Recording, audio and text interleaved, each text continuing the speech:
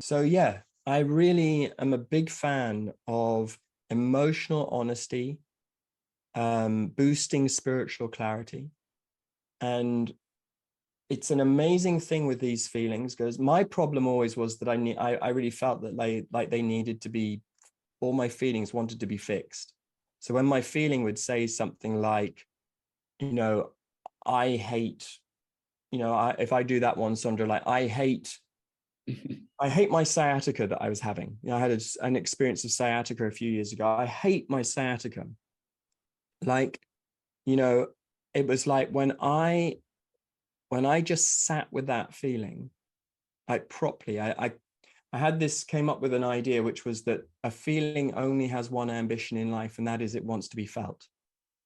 So I decided, what if I just sit with hating this experience that I'm having right now? Much to my astonishment, after a few minutes, it was like that voice would just say, oh, that was great. Thanks for letting me get that off my chest.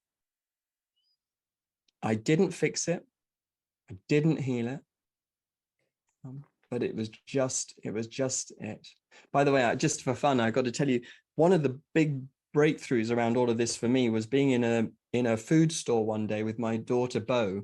My daughter Bo was about 2.5 at the time. She was wearing leggings over her head because she wanted long hair. So for 18 months, she wore leggings. I mean, that is a long thing. 18 months of wearing leggings is a long time.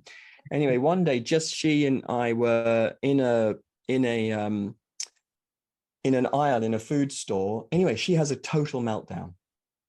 And I honestly, to this day, I don't know what the meltdown was about.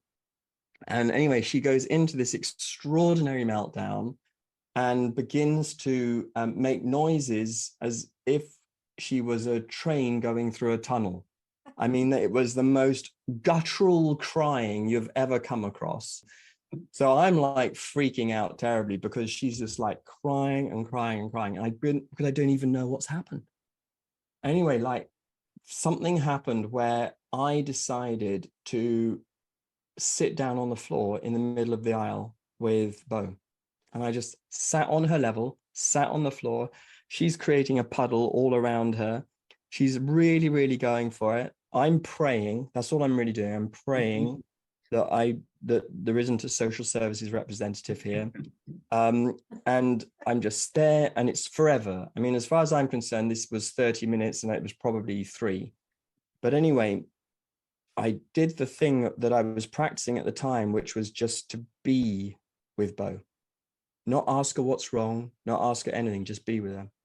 Anyway, after about 30 minutes or 3 hours or whatever it was, she's like doing all this. And then she just this one more of these. And then she just went, oh, I was ever so emotional then, Daddy, wasn't I? And then she gets up and like totters off.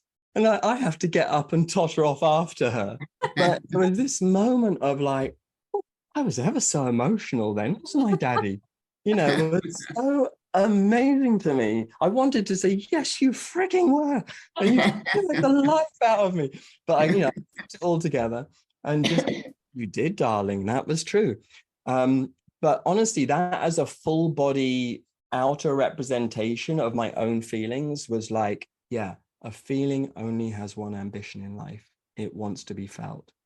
And it's this thing again of, I think if we're going to be truly authentic, we've got to find a way to be fully human and fully divine. And I think that means fully loving of our humanity, fully loving of our divinity. The amazing paradox is, if you just try to be divine and not human, you don't get it.